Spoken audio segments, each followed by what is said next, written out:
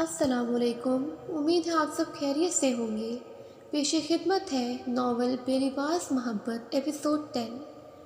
ریما حیرت زدہ آنکھوں سے دیکھنے لگی۔ دانیال کے ایک مٹھ کے برابر داڑھی پڑی ہوئی تھی اور اس کے چہرے میں انٹریکشن تو ویسے ہی تھی، پر اس داڑھی نے اس کے چہرے کو اور حسین کر دیا تھا۔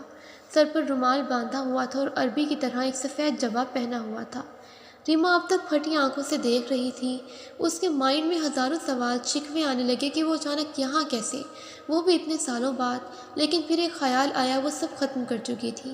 وہ بن سوال کیے گرتے آنسوؤں کے ساتھ فوراً اٹھی اور جانے لگی۔ اس کا دل چاہ رہا تھا کہ دانیال سے سوال کرے، گلہ کرے، شکوہ کرے، لیکن وہ اب کسی کی امانت تھی اور اس میں وہ خیانت نہیں چاہتی تھی۔ ریما جانے لگی اور اتنا بولی، میرے دل میں کوئی خلش نہیں، خدا را دوبارہ سامنے مت آنا، میں کسی کے نکاح میں ہوں۔ وہ یہ کہہ کر چلنے لگی۔ جانتا ہوں، ایک آواز نے پھر ریما کے بڑھتے قدموں کو رکنے پر مجبور کر دیا۔ وہ بن مڑے ٹھہر گئی۔ دانیال نے ایک پل خاموشی اختیار کی اور پھر بولا، میں ہی ابو بکر ہوں۔ ریما ایک دم حیرت سے مڑی اور دانیال کا منہ دیکھنے لگی، جو اس وقت خانہ کعبہ کی طرف نظر جمائے ٹھہرا تھا۔ ابو بکر؟ ریما نے آہستہ آواز میں کہا۔ ابو بکر نے ریما کے نورانی چہرے کی طرف دیکھا اور اپنی بچھی جائے نماز پر بیٹھ گیا۔ پھر ریما کو بیٹھنے کا اشارہ کیا اور خانہ کعبہ کو ایک نظر دیکھا اور ایک آہ بھری، پھر ریما کی حیرت زدہ چہرے کو دیکھ کر کہنے لگا، تم جانتی ہو اس دن تمہاری زندگی برباد کرنے کے بعد میرے ساتھ کیا ہوا تھا؟ پھر اپنی زندگی سنانے لگا۔ ابو بکر سوشل میڈیا پر یہ انجان لڑکیوں کے لیے فیک نام دانیال استعمال کرتا تھا۔ ہسپتال سے گھر آنے کے بعد سے اسے اندازہ ہو گیا کہ اب اس کے پاس کچھ بھی نہیں تھا۔ جس عضو خاص پر اسے غرور تھا وہ پاس تو تھا، لیکن اس کے نفس میں کوئی طاقت نہ تھی۔ اس کے جسم میں اتنی بھی طاقت نہ تھی کہ وہ اپنے پیشاب کو بھی کچھ پل روک سکے۔ اسے بس ایک احساس ہوتا کہ کچھ آ رہا ہے اور وہ واش روم چلا جاتا، ورنہ کپڑوں میں ہی نکل جاتا۔ وہ جانتا تھا نہ جانے کتنی لڑکیوں کی زندگی خراب کر چکا ہے، خاص کر ریما کی۔ اس نے رہ کر ریما کی بد دعا یاد آتی تھی کہ تم سے اللہ حساب لے گا۔ اس واقعے کے بعد ابو بکر نے اپنے سارے سوشل میڈیا اکاؤنٹس ختم کر دیے۔ آہستہ آہستہ دوستوں سے بھی دور ہوتا گیا۔ ایکسیڈنٹ میں ویسے ہی اس کے دونوں موبائل جل گئے تھے۔ اس کے بعد اس نے دوبارہ موبائل نہ لیا، بس گھر میں الگ رہنے لگا۔ دوست، لڑکیاں سب ختم کر دیے۔ اس سے خود نفرت سی ہونے لگی، اور نفرت اور شرمندگی بھی اتنا کہ وہ خود کو آئینے میں نہ دیکھتا، اگر دیکھتا تو رونے لگ جاتا۔ ابو بکر کے ابو نے ابو بکر کے علاج کے لیے پاک کے ساتھ ساتھ باہر ہر جگہ اس کے ٹیسٹ رپورٹس بھجوائے۔ جس نے جو علاج کہا کروایا، کسی نے دعاؤں کا کہا، سب کچھ کروایا۔ لاکھوں پیسہ پانی کی طرح بہہ دیا، اور کیسے نہ بہاتے، وہ ان کا اکلوتا بیٹا تھا، لیکن علاج لا علاج تھا۔ وقت کے گزرنے کے ساتھ ساتھ محلے والے اور رشتہ دار بھی اسے خسرا تک کہنے لگے اور مذاق اڑانے لگے۔ ایک دن تو حد ہو گئی، کچھ ٹرانسجینڈر اس کے گھر آ کر ابو بکر کے والدین سے مطالبہ کرنے لگے کہ اس کو اس کے ساتھ بھیج دیں، لیکن اس کے ابو نے غصے کے ساتھ سب کو نکال دیا۔ ابو بکر اس بات کو برداشت نہ کر سکا، وہ اندر گیا اور فرنیل کی گولی کھا لی۔ کچھ دیر بعد جب ابو بکر کی امی اندر گئیں تو ابو بکر کے منہ سے جھاگ نکلتی دیکھی اور اس کی تڑپ حالت دیکھی تو چلا اٹھی۔ ابو بکر کے ابو نے گاڑی نکالی اور فوراً ہسپتال لے گئے۔ وقت پر ہسپتال پہنچنے کی وجہ سے ابو بکر کی جان بچ گئی۔ جیسے ابو بکر کو ہوش آیا، ابو بکر کی ماما نے ابو بکر کے پاؤں پر ہاتھ رکھ دیے اور اس کو چومنے لگی اور روتے ہوئے بولی کہ بیٹا، ہم سے کوئی غلطی ہوئی جو تم ایسا کر کے ہمیں سزا دے رہے ہو؟ اگر تجھے کچھ ہو جاتا تو ہم زندہ رہتے؟ ابو بکر کے والد نے ابو بکر کو پیار کیا اور بولے، غلطی انسان سے ہوتی ہے، تکلیفیں انسان کا مقدر ہے، ان سے مقابلہ کیا جاتا ہے، ایسے بزدل نہیں بنتے، دنیا والے کچھ بھی کہیں تو آج بھی ہمارا سہارا ہے۔ ابو بکر کو احساس ہوا کہ اس نے یہ غلط کیا، وہ صرف اپنے لیے ہی کیوں سوچتا ہے۔ پھر اس نے ارادہ کیا کہ آئندہ ایسا کوئی قدم نہیں اٹھائے گا، بلکہ اب وہ اپنی زندگی کو اللہ کے راستے پر ڈھال دے گا۔ وقت کے ساتھ ساتھ اب اس نے پنجگانہ نماز پڑھنا شروع کر دی اور خود کو مصروف رکھنے کے لیے حفظ کرنا شروع کر دیا۔ ابو بکر سارا دن مسجد میں وقت گزارتا، نہ کسی سے ملتا نہ بات کرتا۔ اب اس کا ایک ٹارگٹ تھا، حافظ قرآن بننا۔ ابو بکر کی آواز ویسے ہی ماشاءاللہ پیاری تھی، تو اس کے استاد اسے کرت کے ساتھ قرآن پڑھواتے۔ جیسے جیسے وہ قرآن کو حفظ کرنے لگا، اس کا شوق اور بڑھنے لگا، اور 2 سال میں اس نے قرآن کو حفظ کر لیا۔ حافظ قرآن بننے کے بعد ابو بکر کے استاد نے اسے عالم بننے کا مشورہ دیا کیونکہ اس عمر میں بہت کم لوگ اتنا جلدی حفظ کرتے ہیں، اور خود ابو بکر کا مقصد سیدھے راہ پر چلنا تھا، اور اس کے لیے علم کا اور ہونا ضروری تھا، اور ویسے بھی اس کے پاس کرنے کو کچھ نہ تھا، تو وہ جلد ہی عالم بننے کی کلاس لینے لگا اور خود بھی فارغ ٹائم قرآن پاک کے ترجمے کا مطالعہ کرنے لگا۔ وہ ان 2 سے 3 سالوں میں ریما کو نہ بھول سکا۔ اکثر خواب میں اور خیال میں ریما کی بات یاد آتی۔ اس نے ایک بار ریما کو کال کر کے معافی مانگنی چاہی، لیکن اس کے پاس ریما کا نمبر نہ تھا۔ وہ صرف اللہ سے دعا کرتا کہ ایک دو بار اسے اس قابل بنا دے کہ وہ ریما سے معافی مانگ سکے۔ وقت گزرتا گیا اور وہ عالم بنتا گیا۔ اس کی زندگی کے 4 سال اور بیت گئے اور اس کی عمر 33 سال ہو گئی تھی، اور اب وہ عالم بننے کے آخری مراحل میں تھا۔ ساتھ ساتھ وہ مسجدوں میں بیان اور خطبہ بھی دینے لگا۔ اس کے علاوہ وہ اپنے ابو کے بزنس کو بھی وقت دینے لگا۔ یہ مکمل طور پر بدل گیا تھا۔ اس کا اندازہ گفتگو بالکل نرم اور بااخلاق سا تھا۔ ابو بکر ہر کسی کی مدد کرنے میں پہل کرتا۔ اسے اب اس دنیا سے کوئی غرض نہ تھی۔ کا وقت تھا، وہ معمول کی طرح پیدل مسجد سے بیان کر کے واپس آ رہا تھا کہ اس کا گلا اچانک خشک ہونے لگا اور شدید پیاس لگنے لگی۔ اسے پتہ تھا کہ اگلے موڑ میں کچھ فاصلے پر ایک دکان ہے۔ وہ آگے بڑھنے لگا کہ اچانک اسے پیچھے سے کسی نے صدا دی۔ اس نے مڑ کر دیکھا تو ایک فقیر تھا۔ کالا لباس، سبز آنکھیں، سفید چھوٹی سی داڑھی تھی۔ لباس کافی گندا تھا۔ ہاتھ میں ایک پیالہ تھا جس میں صاف شفاف پانی تھا۔ ابو بکر فقیر کی صدا سن کر مڑا اور اس کے قریب گیا اور جیب میں ہاتھ ڈال کر کچھ نکالنے لگا۔ فقیر نے دیکھا اور ہنسا اور بولا، نہ پتر نہ، میں لینے نہیں آیا، تجھے دینے آیا ہوں، لے گا۔ یہ کہہ کر اس نے پیالے کی طرف آنکھوں کا اشارہ کیا اور پھر ہنستے ہوئے بولا، بہت پیاس لگی ہے نا تجھے، لے یہ پی۔ یہ کہہ کر اس نے پیالہ بڑھا دیا۔ ابو بکر نے جیسے پیالہ پکڑا وہ اور پانی پینے کا ارادہ کرنے لگا ہی تھا کہ فقیر نے منہ بھر کر اندر تھوک دیا اور ابو بکر کی طرف دیکھا اور سنجیدہ ہو کر بولا، اب پی اپنے گناہوں کو۔ ابو بکر اس کی گول آنکھوں میں دیکھ رہا تھا۔ فقیر کی بات سن کر اس کا جسم ٹھنڈا سا پڑنے لگا۔ ابو بکر نے پیالہ تو تھام لیا تھا لیکن اسے بالکل پیاس نہ تھی۔ اس کی زندگی میں ہزاروں فقراء آئے لیکن سب نے کچھ مانگا تھا، کوئی دینے نہ آیا تھا۔ ابو بکر کی آنکھیں نم ہونے لگیں۔ وہ سمجھ گیا کہ وہ اس تھوک کو دیکھ کر اپنے غلیظ کاموں اور پیاس کو یاد کرنے لگا اور آسمان کی طرف دیکھنے لگا اور گرتے آنسوؤں کے ساتھ دل میں کہنے لگا، اے اللہ، بس تو مجھ سے راضی ہو جا، اور بیٹھ کر پانی کا پیالہ پینے لگا۔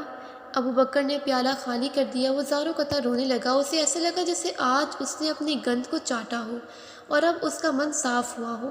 فقیر نے ایک نظر آسمان کی طرف دیکھا اور کہا لگا کے ہوئے بولا، واہ رے مالک، ادھر وہ کامیاب، ادھر یہ کامیاب۔ پھر بولا، پھر ابو بکر کے پاس بیٹھا اور اس کے سر پر ہاتھ پھیرا اور بولا، پتر، میں کو مارنا بڑا اوکھا ہے، تو اس امتحان میں پاس ہے۔ ابو بکر روتے ہوئے فقیر کے گلے لگ گیا اور بولا، بابا میں بہت برا ہوں، میری میل ختم ہی نہیں ہوتی۔ فقیر نے ایک آہ بھری اور بولا، پتر، امتحان تے ابھی اور بھی باقی ہے۔ وہ اس کے چہرے کو دیکھتے ہوئے پھر بولا، اچھا کیا چاہتا ہے تو؟ ابو بکر نے چہرے کو صاف کیا اور ایک لمبا سانس لیا، پھر ایک مسکرا کر بولا، بابا، رب کو منانا ہے۔ فقیر نے فوراً جواب دیا، تو اس کے بندے کو منا۔ پھر کہا، راستہ تیرے پاس ہے، بس پہچاننا تجھے خود ہے۔ یہ کہہ کر فقیر اٹھا اور ساتھ ابو بکر کا بھی اٹھایا اور اس کا ہاتھ پکڑے اس کے چہرے پر پھونک ماری اور بولا، جا، تیری روگ دور کر دیا، جا جا، اب چلا جا بابا۔ دوسری طرف چل دیا اور ابو بکر دوسری طرف۔ کچھ قدم آگے جا کر ابو بکر نے پیچھے دیکھا، وہ وہاں کوئی نہیں تھا۔ وہ حیران ہوا، پیچھے کی طرف آیا، بھاگا، ادھر ادھر دیکھا، لیکن دور دور تک وہاں کوئی نہ تھا۔ گھر پہنچتے ہی ابو بکر کو تیز بخار کے ساتھ ناف والی جگہ پر تیز شدید درد ہونے لگا، اتنا شدید کہ وہ بے ہوش ہونے لگا۔ ابو بکر کے ابو اسے فوراً ڈاکٹر کے پاس لے گئے۔ ڈاکٹر نے ٹیسٹ چیک کر کے ریولوجسٹ سے کنسرن کیا۔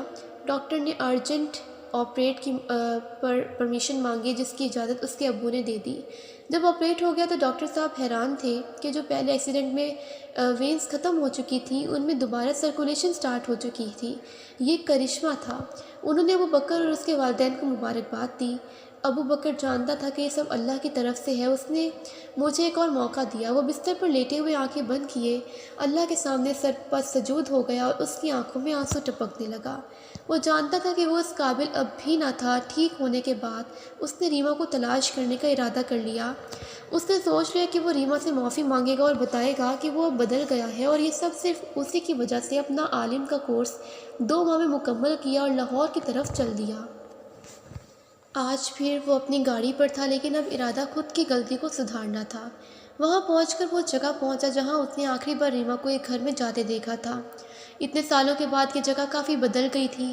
اسے اب کنفرم یاد نہ تھا۔ ابو بکر نے 1-2 دکانوں سے اس کے ابو کا پوچھا تو پتہ چلا وہ لوگ یہاں سے چلے گئے ہیں، اور کہاں گئے ہیں یہ نہیں پتہ۔ ابو بکر نے ایک مسجد میں نماز ادا کی اور دعا کے بعد سوچنے لگا کہ اچانک اسے فیکٹری کا نام یاد آیا جس میں اس کے ابو جاب کرتے تھے، لیکن وہ جانتا تھا کہ فیکٹری میں ایسے داخل نہیں ہو سکتا، نہ ہی وہ ایسے ریما کے ابو کو بلا سکتا ہے۔ پھر کچھ دیر سوچتا رہا، پھر گاڑی فیکٹری کی طرف دوڑا دی۔ وہاں باہر ٹھہرے گارڈ سے کسی جاب کا پوچھا اور ایک کاغذ پر امام مسجد سے خدمت کی درخواست لکھ کر اندر بیٹھے سپروائزر کو دے دی اور واپس گھر کی طرف روانہ ہو گیا۔ کچھ دن بعد سپروائزر نے کال کی اور پیش امام اور مسجد کی دیکھ بھال کی جاب ہو جانے کی مبارکباد دی۔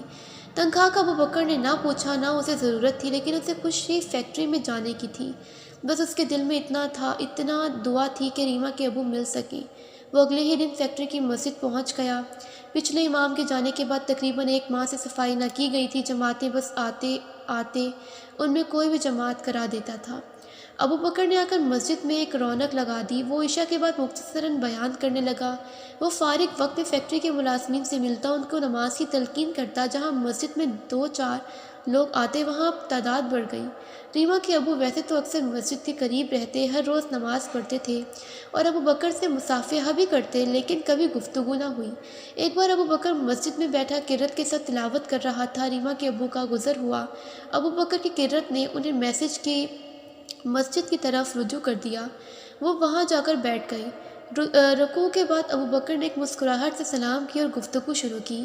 ریما کے ابو کو ابو بکر سے بات کرتے اچھا لگا اور باتوں ہی باتوں میں دل کا حال دینے لگا، لیکن باتیں سننے کے بعد ابو بکر کو اندازہ ہونے لگا کہ یہ ریما کے ابو ہیں اور ریما کی بات کر رہے ہیں۔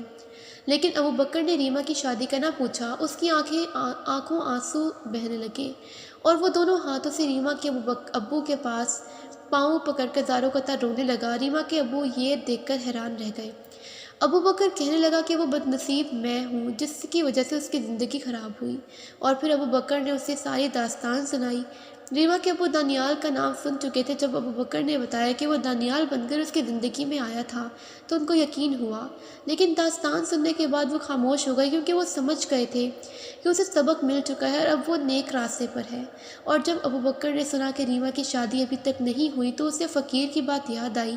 یہ بھی اس کے لیے کرشمہ تھا۔ وہ شکر ادا کرنے لگا اور شادی کی درخواست کی، لیکن ریما کی مرضی جان کر۔ خط کے بعد ابو بکر نے ارادہ کر لیا کہ اب وہ نکاح کے بعد ہی اس کے سامنے جائے گا، لیکن جب ریما نے موبائل پر دانیال کے بارے میں بات کی تب وہ سمجھ گیا کہ اس کے دل میں کوئی خلش نہیں۔ اب وہ سرپرائز دینا چاہتا تھا جس میں ریما کے ماما بابا دونوں جانتے تھے، اور ارادہ کیا کہ عمرے کے بعد وہ وہیں سے ریما کے ساتھ زندگی کا سفر شروع کرے گا۔ ابو بکر نے ہی سب کے عمرے اور ہوٹل روم کا بندوبست کیا تھا۔ اس کا اپنا کمرہ بھی اسی ہی ہوٹل میں بک تھا جہاں ان کا بک کیا تھا، اور وہ خود 1 دن پہلے آیا تھا۔ ریما کو اب تک یقین نہ آ رہا تھا، لیکن وہ اس چہرے کو ایسا بدلا ہوا دیکھ کر مطمئن تھی۔ اب اس کے دل میں سکون سا تھا جیسے آج اسے اپنی منزل ملی ہو۔ وہ ابو بکر کی آنکھوں کو اپنی آنکھوں سے صاف کرنے لگی۔ جیسے ہی ریما کے ہاتھ ابو بکر کے چہرے سے لگا، دونوں کو ایک حقیقی محبت کا احساس ہوا۔ ابو بکر نے ریما کے دونوں ہاتھوں کو تھاما اور روتی آواز میں کہا، میں خود کو کبھی معاف نہیں کر پاتا اگر تم مجھے نہ ملتی۔ ریما کو ایک اطمینان سا تھا، وہ اللہ کا شکر ادا کرنے لگی۔ ابو بکر نے ریما کا ہاتھ تھاما اور طواف کرنے کے لیے نیچے لے آیا اور دونوں طواف کرنے لگے۔ پھر دونوں نے شکرانے کے نفل ادا کیے اور اس جگہ چل دیے جہاں ریما کے والدین تھے۔ عشاء کے بعد ابو بکر نے ریما اپنے ساتھ جانے کی اجازت چاہی۔ جیسے ہی اس کے ماما بابا نے انکار نہ کیا، ابو بکر نے اپنا کمرہ نفیس سا ڈیکوریٹ کر رکھا تھا۔ ریما کے پاس دلہن کا ڈریس تو نہ تھا، لیکن اس کے چہرے پر جو سکون تھا وہ اس کی خوبصورتی کو نکھار رہا تھا۔ ریما ابو بکر کے ساتھ روم میں آ رہی تھی۔ وہ اپنی اسی منزل پر بہت خوش تھی کہ اللہ نے اسی انسان کو بدل کر اس کا نصیب بنایا جس کی وہ تمنا بھی نہ کر سکتی تھی۔ وہ جان گئی کہ بے شک وہ بہترین دینے والا ہے۔ وہ الحمدللہ کہتے ہوئے قدم اٹھا رہی تھی اور ابوبکر کے ساتھ اپنی ازدواجی زندگی کی شروعات کے لیے تیار تھی۔ تو ناظرین، پھر ملتے ہیں ایک نئے ناول کے ساتھ، تب تک کے لیے اللہ حافظ۔